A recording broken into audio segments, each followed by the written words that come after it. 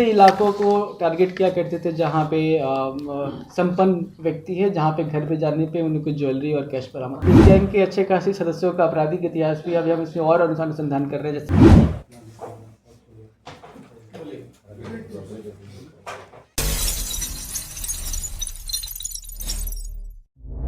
आवाज जनता की।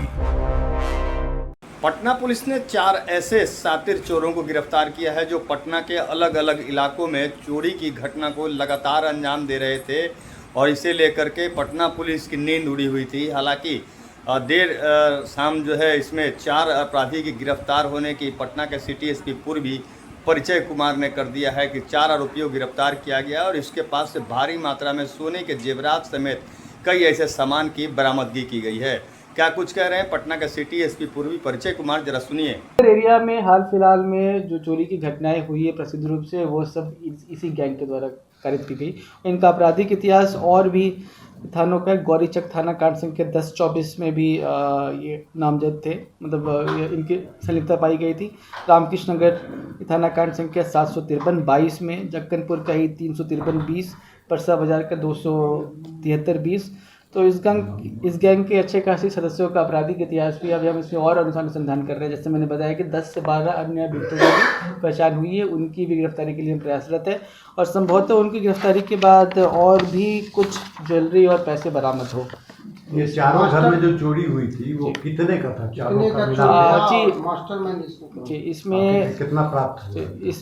जैसा मैंने आपको बताया कि जो प्राप्त है उसमें से मेनली सोने का ढेला और सोने की ज्वेलरी जिसकी कीमत करीब 40 लाख है। 40 और भी कुछ सामान मिला लेंगे तो मुझे लगता है कि अराउंड 40 से 45 लाख की रिकवरी हुई है। और अगर जो भी एफआईआर इन्होंने जो भी कराया था, हालांकि जो भी एफआईआर में वैल्यू कोड की गई थी उसका सत्यापन करना पड़ेगा और क्वेश्चनिंग के बाद क्लियर होगा, परंतु वो आप एक हिसाब से 1.5-2 करोड़ के आसपास का मान सकते हैं। अगर सभी घरों की जो हाल फिलहाल की चोरी हुई थी, अगर वो ये उसका एफआईआर में जो वैल्यू दिया गया था उसको अगर हम ऐड करेंगे तो, और बाकी भी अपराध कर्मियों की गिरफ्तारी के बाद हमें उम्मीद है कि और भी ज़्यादा रिकवरी होगी। पूछताछ में क्या बताया सर, और सामान कहाँ पे रखा हुआ है, कुछ बताया ये? जी, पूछताछ में इन्होंने अपने गिरोह के अन्य सदस्यों के बारे में भी बताया, जिनका नाम रिवील करना भी इन्वेस्टिगेशन के दृष्टिकोण से सही नहीं होगा। और इनके स्टेटमेंट के हिसाब से उनके पास भी चोरी का सामान है और हमें उम्मीद है कि काफ़ी जल्द हम उसे भी। ये केवल पटना में कर रहे थे या पटना से बाहर भी कर रहे थे? पूछताछ में बताया इन्होंने तो सिर्फ पटना ही बोला है और ये ऐसे इलाकों को टारगेट किया करते थे जहाँ पे संपन्न व्यक्ति है, जहाँ पे घर पे जाने पे उनको ज्वेलरी और कैश बरामद हो। लीड कौन करता था इस पूरे घटनाक्रम को, जो है लीड कौन करता था, मास्टरमाइंड? देखिए, इन्होंने अपना एक गिरोह बना रखा था जिसमें रेकी करने वाले आगे अलग थे, चोरी करने वाले अलग थे, चोरी के सामान को ये बेचने वाले अलग थे। साथ ही में ये लोग काफ़ी शातिर किस्म के थे। ये हर घटना के बाद मोबाइल का सिम अपने अपने तोड़ के फेंक दिया करते थे। साथ में कुछ घटनाओं में ये चोरी का मोबाइल फ़ोन भी यूज़ करते थे, कीपैड वाला, और घटना के बाद मोबाइल फ़ोन को भी फेंक दिया करते थे। तो एक गिरोह की तरह ये ऑपरेट करते थे। चोरी के गहने ये बेचता था और उसी सुनार को देता था, तो वो रिसिप्ट कहाँ से लाता था, ये कुछ बताया?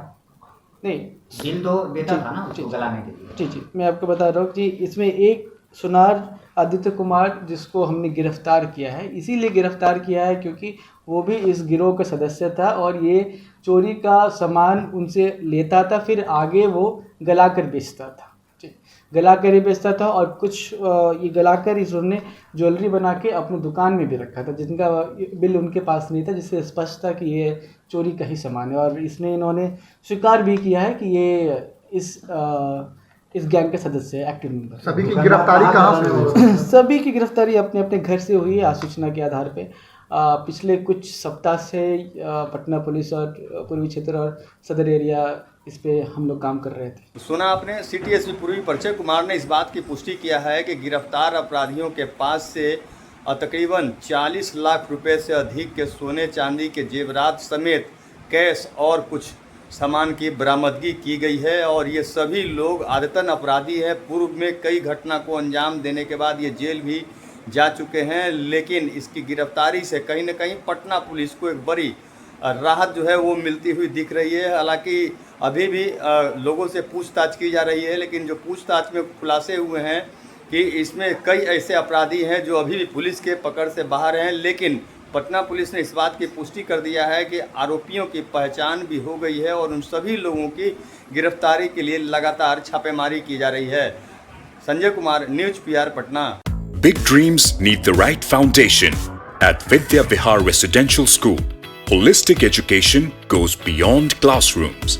World-class facilities, caring houses, nutritious food, advanced labs, vast playgrounds, and inspiring mentors come together to nurture every child.